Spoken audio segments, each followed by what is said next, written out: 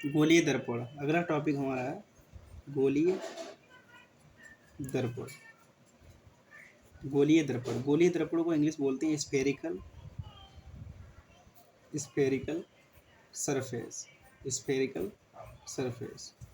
गोलीय दर्पण में क्या होता है? देखो गोलीय दर्पण पहली बात क्या होता है, दर्पण मतलब शीशा होता है, सबको पता है। गोली क्या होता है? गोल होता है।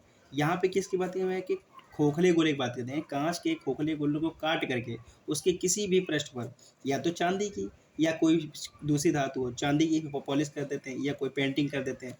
जो पेंटिंग करके जो परावर्तक पृष्ठ बना लेते हैं उसे ही क्या कहते हैं? दर्पण कहते हैं। यानी कांच के खोखले गोले पर को काट कर उसके एक पृष्ठ पर चांदी की पॉलिश या कलई कर दी जाए, यानी पेंटिंग कर दी जाए, तो जो दर्पण प्राप्त होता है उसे ही गोलीय दर्पण कहते हैं। ठीक है, यानी ऐसे दर्पण जिसकी परावर्तक सतह कैसी होती है? गोल होती है। परावर्तक सतह कैसी होती है? गोल होती है, गोलीय दर्पण कहलाता है। ये दो प्रकार के होते हैं, ये दो प्रकार के होते हैं। एक तो हमारा हो गया अवतल अवतल दर्पण, अवतल दर्पण जिसको हम कहते हैं इंग्लिश में कनकेव मिरर, कनकेव मिरर। दूसरा होता है हमारा उत्तल दर्पण, उत्तल दर्पण जिसको हम कहते हैं कन्वेक्स मिरर, उत्तल दर्पण हो गया। कनकेव और कन्वेक्स में क्या होता है? देखो अगर हमें पूछा जाए अवतल दर्पण बनाना कैसे है, तो देखो समझो, ये सबसे पहले एक मुख्य अक्ष बना लेते हैं, यहीं से समझ लो, बार बार समझाना नहीं पड़ेगा। ये मुख्य अक्ष है, यानी कि कोई हमने क्या किया, प्रकार लिया और प्रकार से गोल गोल गोला बना लिया, ठीक। और उस गोले से क्या किया, थोड़ा सा भाग ऐसे काट लिया, ऐसे। ये पूरा गोला है, इस गोले काट लिया, इसके ऊपरी भाग पर ऐसे उभरा हुआ भाग जो है ऊपरी भाग पर ये हमने पेंटिंग कर दी, उभरे हुए भाग पर पेंटिंग कर दी, तो ये क्या बन गया हमारा? तुरंत कहते हैं इसको अवतल दर्पण। कौन सा दर्पण बन गया? अवतल दर्पण। यानी उभरे हुए भाग पर अगर पेंटिंग करते हैं तो अवतल दर्पण है। फिर वही सेम उल्टा क्या करते हैं कि हमने ये हमारे एक एक्सिस बना ली, यानी कि इस पर एक खोखला गोला लिया जिसको ऐसे काट लिया, जिसके हमने क्या किया, अंदरूनी भाग पर पेंटिंग कर दी, अंदरूनी भाग पर ऐसे पेंटिंग कर दी, तो कौन सा दर्पण बन गया हमारा? उत्तल दर्पण बन गया।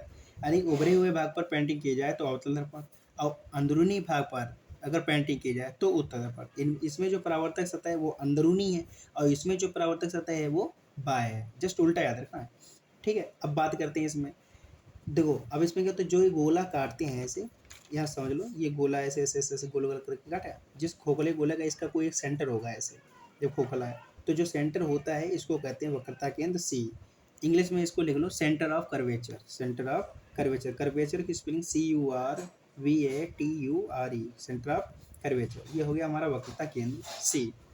जिस जो दर्पण ये बनाया है, जिसको काटा है, उसका जो बीचों बीच का भाग होता है उसको दर्पण का ध्रुव, यानी कि इसको दर्पण का ध्रुव यानी इंग्लिश में पोल कहते हैं, दर्पण का ध्रुव पोल कहते हैं।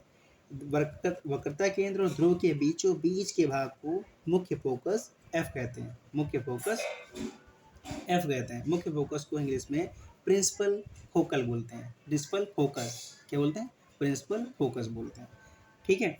जैसे हमने अवतल में किया वैसे हम उत्तल में करेंगे। उत्तल में क्या करते हैं? उत्तल में देख लो, जिस खोखले गोले का कटा हुआ भाग है उसके केंद्र को वक्रता केंद्र सी यानी सेंटर ऑफ कर्वेचर, जिस दर्पण के बीचों बीच भाग को दर्पण का ध्रुव पी, वक्रता दर्पण के वक्रता केंद्र और ध्रुव के बीच होकर जाने वाली रेखा को मुख्य अक्ष बोलते हैं, इसको प्रिंसिपल मुख्य अक्ष यानी प्रिंसिपल एक्सिस बोलते हैं। याद रखना ये प्रिंसिपल एक्सिस बोली जाती है, दोनों में वही है सेम। दर्पण के ध्रुव और वक्रता केंद्र के बीचों बीच भाग को मुख्य फोकस एफ कहते हैं, इसमें याद कर लेना है, ठीक है। फिलहाल यहाँ पे बताने का मतलब यही था कि उभरे हुए भाग पर पेंटिंग करते तो अवतल दर्पण और अंदरूनी भाग पर पेंटिंग करते हैं तो उत्तल दर्पण। इसके बीच में जानकारी जो दी है वो हमें आगे काम आएगी, ठीक है।